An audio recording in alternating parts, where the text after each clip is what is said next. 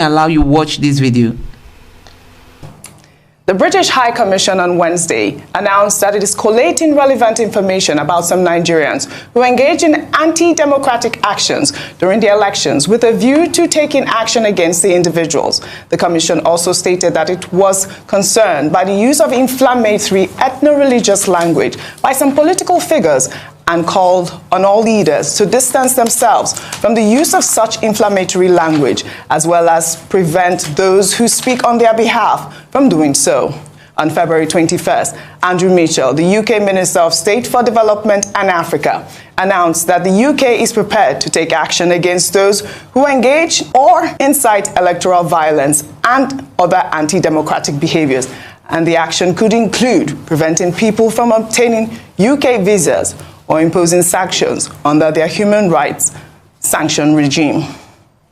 Well, this is coming as Bayo Ononuga, media aide to President-elect Bola Ahmed Tinubu, came under heavy criticism after posting a viral tweet warning Igbos never to interfere in Lagos politics. Well, on Wednesday, Ononuga posted another tweet claiming that the presidential candidate of the Labour Party, Peter Obi, is trying to treat Tinubu just as retired military head of state Ibrahim Badamasi Babangida did to MKO, whose presidential election victory got annulled 30 years ago. Well, let's take his tweet. Well, Bayo wrote, Peter Obi of the Labour Party seeks the annulment of the election of President-elect Bola Tinubu, just like the military annulled MKO Abiola's election of June 12, 1993. Team Tinubu will certainly meet you in court. There's been a lot of reactions to this story. Dr. Abati, I'd like yours first before I take a reaction. Well, I mean, it's not up to Mr. Bayo Ononuga, to determine what will happen in this particular case. The matter is already before the Presidential Election Petition Tribunal.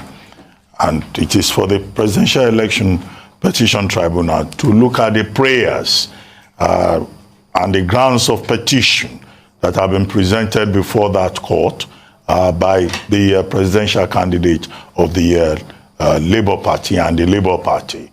And may Mr. Ononuga also be reminded that it's not just the Labour Party that has gone to court. 3 other political parties have gone to court. The People's Democratic Party, the Action Alliance, and the Allied People's Movement. All of them saying that there were not just irregularities in that election, but that also the candidate of the APC was not qualified, and that in any case the election the outcome was invalid because INEC did not even follow his own laws, in addition to allegations of irregularities. Now, because in our system, what we run, is an accusatorial system, the onus is on those parties that have gone to court to prove it. So it's not about Mr. Ononuga saying he wants to annul the election. Once the matter is before the court, I think everybody should allow, the matter due process to take its course. That's one point there.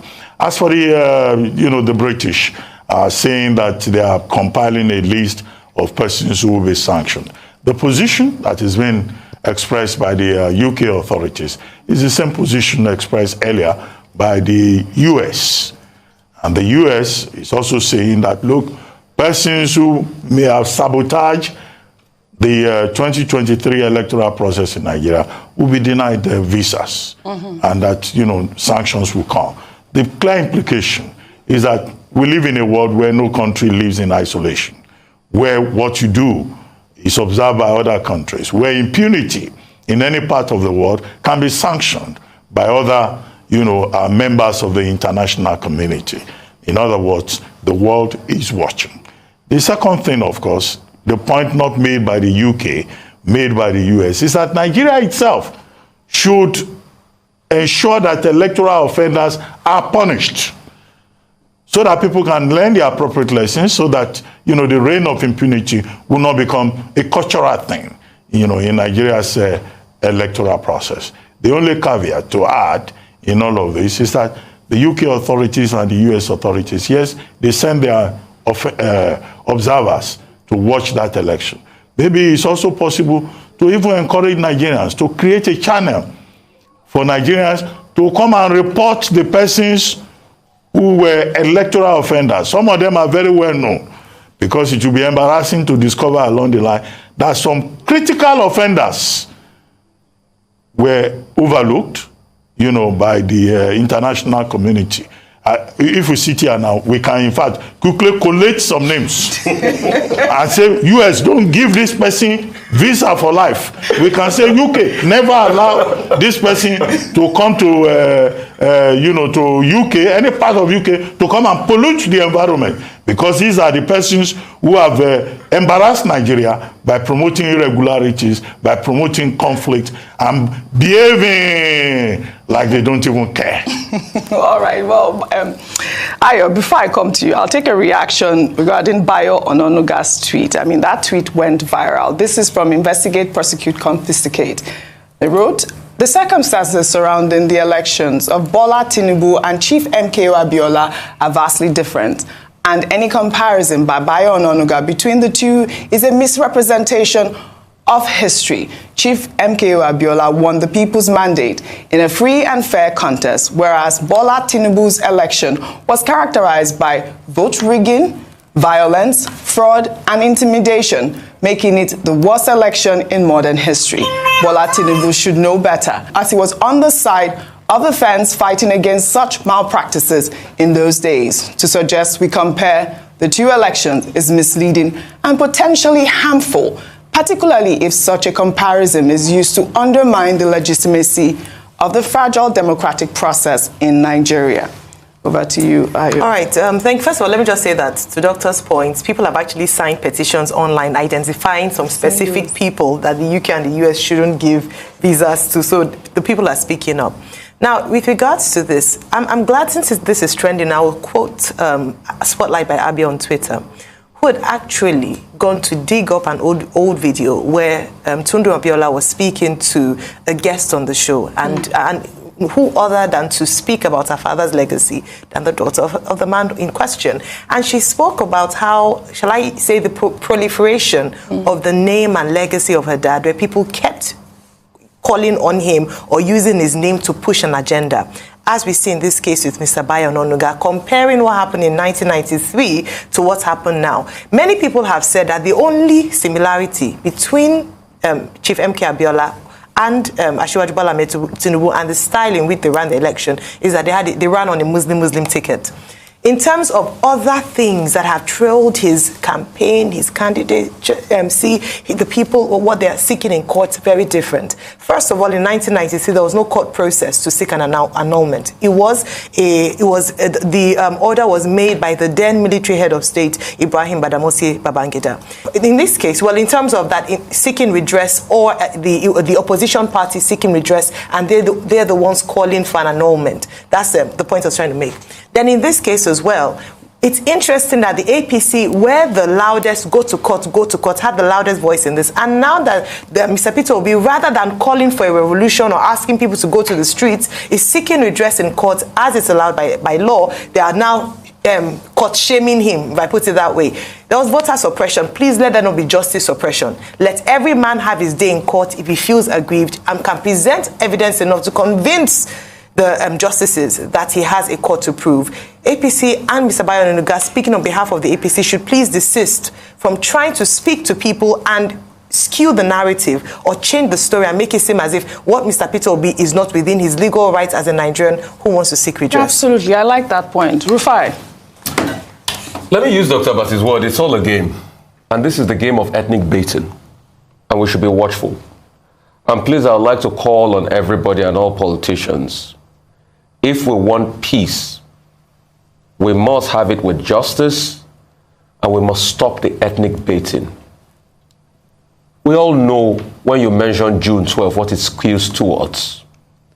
So it's a deliberate attempt to be able to rile a base up, saying that they should not take the mandate like they took the mandate of a certain group of people in June 12. And we should be careful. See, this person is a master media craftsman. He's been at this job for over 50, 60 years. He knows what he's doing. He knows the kind of message he's putting forward. And people should not fall for it. I have been able to establish everybody, there's a huge difference between what happened in June 12. But this is ethnic baiting. And we shouldn't do this. See, if we want peace and the togetherness of this country, a lot of people have touted the court process. Let justice be done in court. After justice is done in court, then people can start looking at reconciliation. Because in the end, we still have to build our country, one way or the other. And all of this will be behind us. A couple of months from now, after court cases and everything, we'll still have to sit on the table. But we can only do that with justice. And we will remember the things people said before now. The British High Commission in Nigeria says Minister of State for Development and Africa Andrew Mitchell MP is prepared to take action against those who engaged in or incited electoral violence during the just concluded general election. The High Commission, which said it deployed observers in 6 states, noted in part, and I quote, "Members of our observation mission personally observed violence and voter suppression in numerous voting locations. We witnessed and received credible reports from other observer missions and civil society organizations of vote buying and voter intimidation, the destruction and hijacking of election materials, and the general disruption of the process in numerous states, including Lagos, Enugu, and Rivers." Well, Ambassador Joe Keshi held several top diplomatic positions while in active service, including Nigeria's Consul General in Atlanta, Georgia. He joins us now to dissect this issue. A very warm welcome to this program. Thank you. Thank you for having me. Now, the first thing that comes to mind is if we're hearing the international community have to make these, I don't want to call them threats, but, you know, having to issue these notices and advices to Nigeria, does that demonstrate Nigeria's unwillingness to tackle and take action against these alleged perpetrators? Because we're yet to see any real action being taken domestically. Absolutely. Absolutely. You know, I've always maintained that if you refuse to obey your own rules and regulations, somebody or something else is going to force you to begin to do that. And this is a good example. You know, since 1999, we've always said that perpetrators of electoral malpractices will be dealt with. And if you remember this year, go on your program, your past videos, and look at how many state commissioners of police came out to warn in very strong terms how they will deal with anybody who violates the regulations. Who have they dealt with since the end of, you know? Of course, after the presidential election and nothing was done, nobody was arrested, and the desperation of governors in particular to win their states, they became emboldened and decided to do worse things that we've never seen happen in, during election in this country. And the consequences of this, of all what was done, is that we now have, you know, foreign countries intervening. The U.S. has made similar, you know, statements also, you know, to deal with those who perpetrated violence and everything the British High Commission has said. So that's the situation we find ourselves. And that begins to show you the, you know, how our leaders are bringing this country internationally to disrepute. Well, thank you, Ambassador. Of course, we understand, you know, Nigeria is sovereign, and you know that. But we're also a member of the global community. I'm aware, but I'm saying, what further action would you like to see from the international community that might be, you know, that might be more than what they've already announced, but would still be within the framework of respecting Nigeria's sovereignty, that might get a more pleasing or a better reaction based on the outcome of the elections without violating sovereignty? No, I don't think, no. They are not violating anybody's sovereignty if they decide that they are not going to open all their doors to people from your country. After all, UAR banned us, decided, why did they do that? Let me just clear that up. I'm not saying that they are violating our sovereignty. I'm saying, but would you like to see further action by the international community that would still not be... Of course, I'm sure.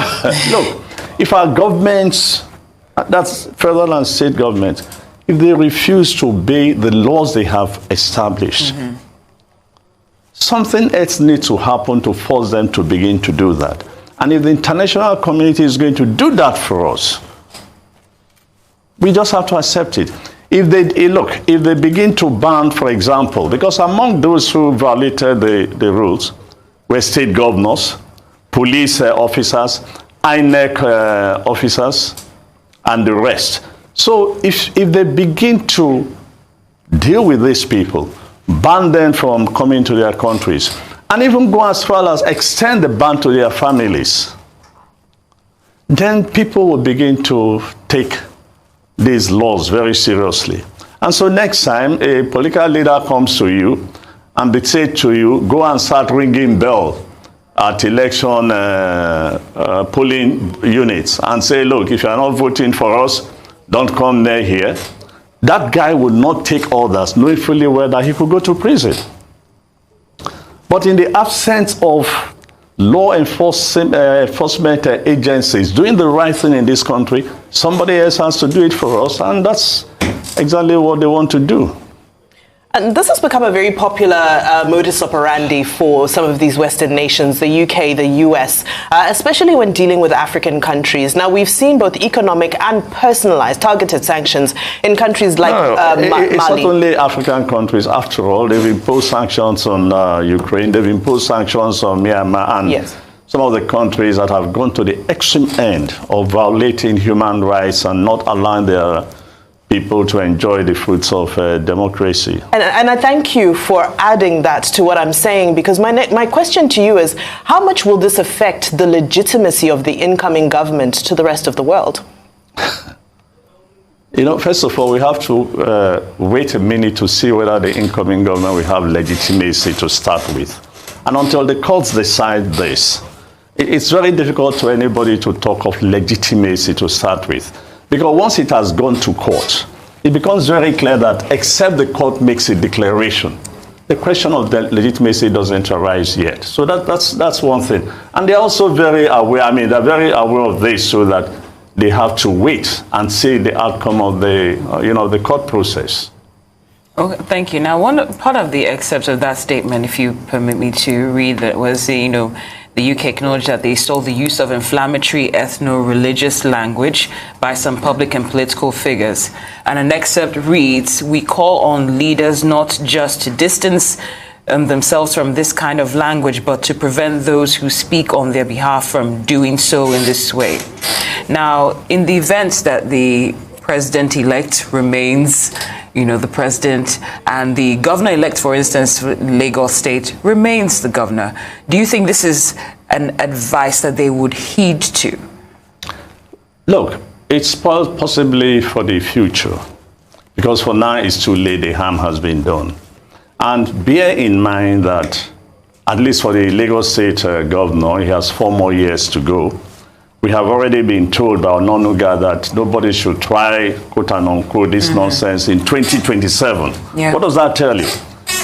Frankly, we are going to do the same thing in 2027 if you dare try to engage us in Lagos. And so you can also expand the conversation. The president-elect was in this country when the mayhem committed in Lagos took place. He never said a word. And after the election and his people won clearly, he preached for healing. What sorts of healing? The healing of the dead? What do you say to those whose marketplaces were burnt? What do you say to families who now have to bury their loved ones? All because of election. Why didn't you speak? Why didn't you speak before or during the whole exercise to calm people down? That would have made a difference. And I'm sure people would have come out to praise him, to say, yeah, this is the kind of leader. Step in as quickly as you can, calm down the situation, and not just wait after you begin to talk of healing. Healing for who? That's the question. So I'm not too sure that those who are aggrieved will take him seriously. And that raises further the question, not just of legitimacy, but the kind of presidency we should be looking forward to. So the bottom line for me is, look, as long as this country refuses to play by its own rules, obey simple instructions, punish people who've committed crimes, the international community is going to continue to come in and interfere in our own affairs. And that's the truth. It's not that way. We're a member of the global community. And you know, let me use the word they use in the banking sector. Nigeria is systematically an important country. And nobody is going to allow this country to go down because of the huge impact it would have, not just within the continent itself, but around the world. So all these things they are trying to do, or the things they are saying, is again part of that effort to help us to maintain peace and stability in this country. But if our leaders want to go the other way, let me make a prediction I've been saying to friends.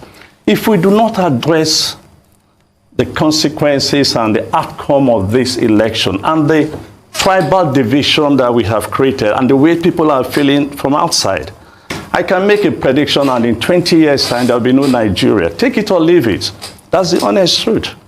I got into Lagos on Monday, and virtually people are spoken to here and there. I can't believe some of the things I'm hearing. I've never heard it before about this country. Even those who are very successful, who I'm not even sure they voted. Everybody is questioning what are they doing in this country. So you can imagine, a friend of mine actually said to me, you used to be one of the most optimistic about this country. And I said, you know, over the years, this country seems determined to break our wheels.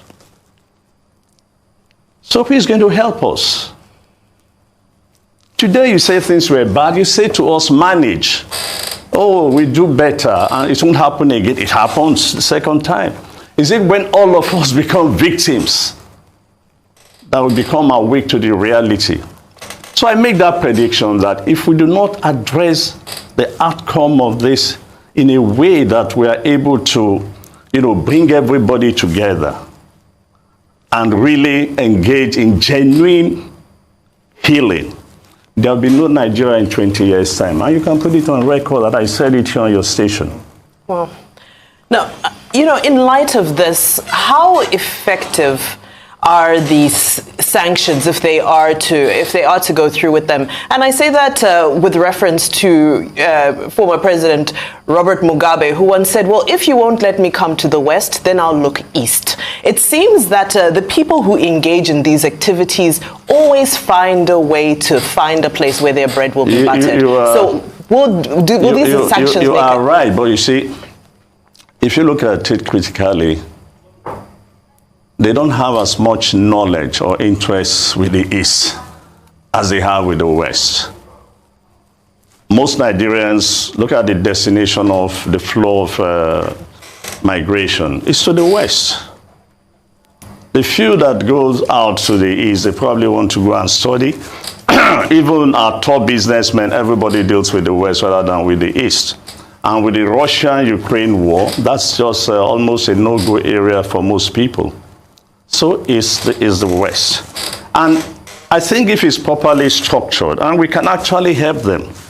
We can actually help them to deal with the people we are talking about by simply collecting the names. We know them. We know them. We are not just going to generate a fake list. Your station was showing pictures of events happening in all over the places. We know the governors who misbehaved. We know police commissioners who misbehave. We know INEC, what do they call them? Is it electoral? You know, the professors who were misbehaving. We know them. So when you begin to deal with this, group, look, until we understand that there are consequences and you must pay the price in this country. And guess what? It is so easy to do. So easy to do. Punish one person, punish the second person, punish the third person, as we were brought up. You just find out that everybody will behave. By the time you are leaving home, the day you take a job with INEC, your mom will say to you, please, don't do this, so I don't want my child to go to prison. Why? Because others have gone to prison. It's as simple as that. It's just that we have refused. And the worst part of it is that our institutions are complicit in the whole process. And that's the tragedy. So who are you going to rush to? The police are complicit, the military are complicit. So who else? INEC, the same story. So we are now left with the judiciary. And if the judiciary decides otherwise, that's it. Well, Ambassador, thank you for, your insight. Now, if things change in terms of, the governments in various levels emerging as a result of litigation, whereby we understand, of course, that some candidates are taking up their matter in court. If a new president-elect emerges or a new governor-elect on various levels, how do we ensure that we don't see a case or cases of post-election violence? No, take a look at what happened in Abia, yesterday. I only saw it this morning again on your program because I wasn't for most of yesterday. The same thing would happen in this country. And that automatically, sets the pace.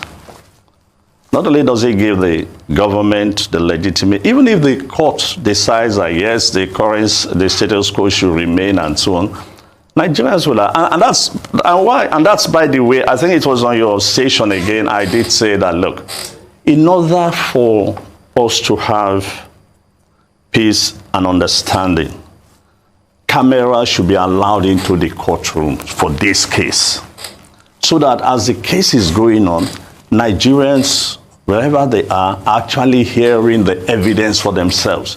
So whatever decision the distinguished or honorable judges do make, they will accept it that, yes, we heard the evidence and this was what happened, this is not what happened, and the rest of it.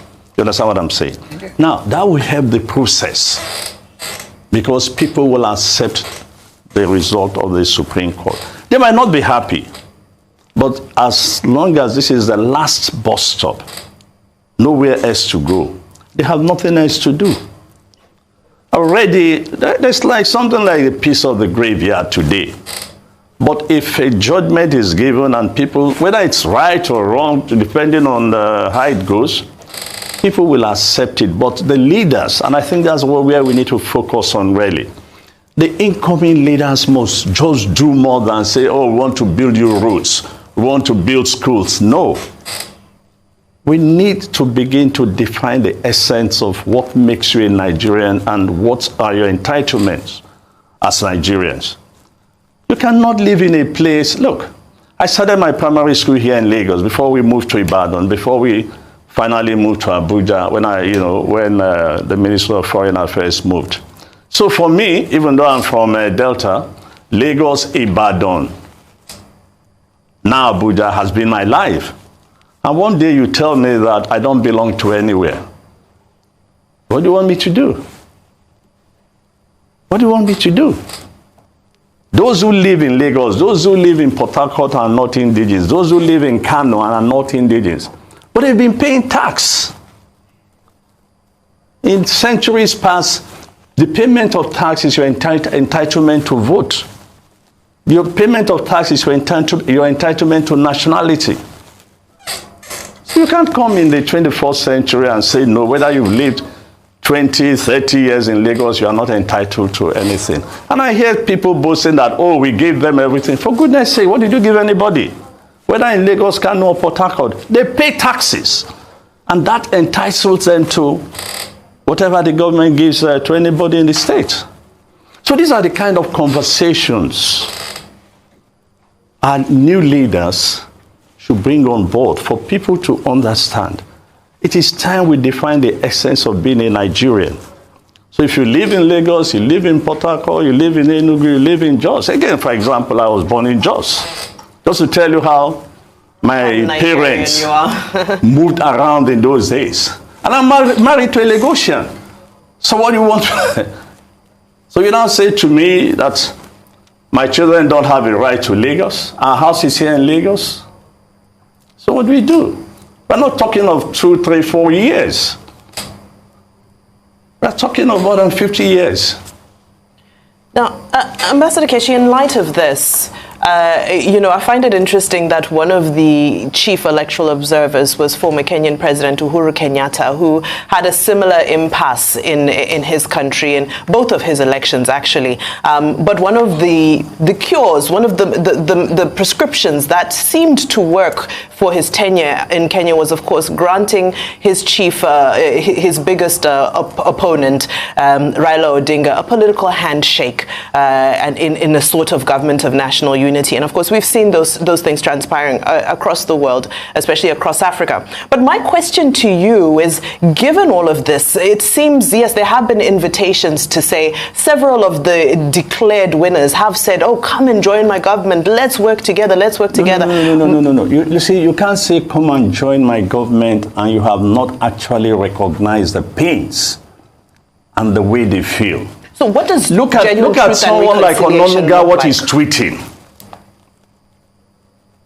The president-elect allowed mayhem to happen in Lagos and only spoke after his party has won. Come on, we must face it. Look, at the end of the day, this is about justice. It's not about Atiku, Peter Obi, or even Tinubu himself. It's about justice. The right of Nigerians to decide who rules them. It's about justice. It's about fairness. It's about equity. No, but look, you can debate. The Ononugas of this world can create any ethnic division they want. But this is about justice. Justice. Yeah. Pure and simple, nothing else. Ambassador Keshi, we could listen to you for hours on end. Your wealth of experience in this sector absolutely shines through. Unfortunately, we're out of time today, but this has been insightful and a fantastic exchange. Thank you. Thank you very much. And so, guys, you have seen it for yourself that APC is never a party to trust. They are never a party to rely on. They are never a party to work with. They are full of lies. They are full of deceit. Even this robbery that happened in a broad daylight, people are still claiming that they won. How did you win? When we've seen figures that were changed, we saw results sheets that were tipexed, we saw all the intimidation, the threats, we saw so many things that qualified this election to be cancelled, and the APC keep claiming that they won this election. APC, you didn't win this election. You stole the people's mandates. And that is why the people are asking for their mandate to be returned. So guys, please don't forget to subscribe to my channel. Turn on the notification bell. Please give this video a like so that YouTube can recommend it to others. And let me know what you think in the comment section below. Thank you. We all know that INEC later uploaded results to its IREV. But comparing those results with what was declared, you see that there are so many differences in the figures. So it is obvious that this election was marred by so many irregularities, and INEC decided to ignore them. INEC went ahead to declare Bola Ahmed Tinubu the winner of this election, despite the outcry that was out there, considering all the intimidations, all the ballot snatching, the tipexing of the results sheet. So many figures were changed. We were told that results will be uploaded from the polling unit so that there won't be any alteration, but INEC failed to that responsibility, and up to today INEC has not come out to apologize to the Nigerian people. So guys, Mr. Peter Obi has filed a lawsuit against Bola Ahmed Tinubu and INEC, and in this video you'll be seeing a breakdown of the content of that petition, and also you'll be seeing how INEC ended up giving us figures that are different from what is on the INEC portal. So guys, you can see for yourself that INEC has not done a good job when it comes to, they just concluded election, both that of the presidential and that of the governorship election. And that is why Mr. Peter Obi is asking the court to mandate INEC to cancel this election, because we can't take this for an election. Lest we become a laughing stock to the rest of the countries of the world. Nigerians, we can't take this election. We can't accept it. Mr. Peter Obi has forwarded his petition to the court, asking the court to cancel this election on so many grounds. And you can agree with him, that Mr. Peter Obi is on the right path, considering all that transpired, considering the personality of Mr. Tinubu, considering the process of this election, and considering the results that were announced. The results are different from what we have on the INEC portal. I mean, what was announced are different from what we have on the INEC website. And on that ground, Mr. Peter Obi is asking INEC to cancel this election and let Nigeria call for a fresh election. Let me know what you think about this in the comment section below. Please don't forget to subscribe to my channel, turn on the notification bell. Please give this video a like so that YouTube can recommend it to others. And let me know what you think in the comment section below. Thank you.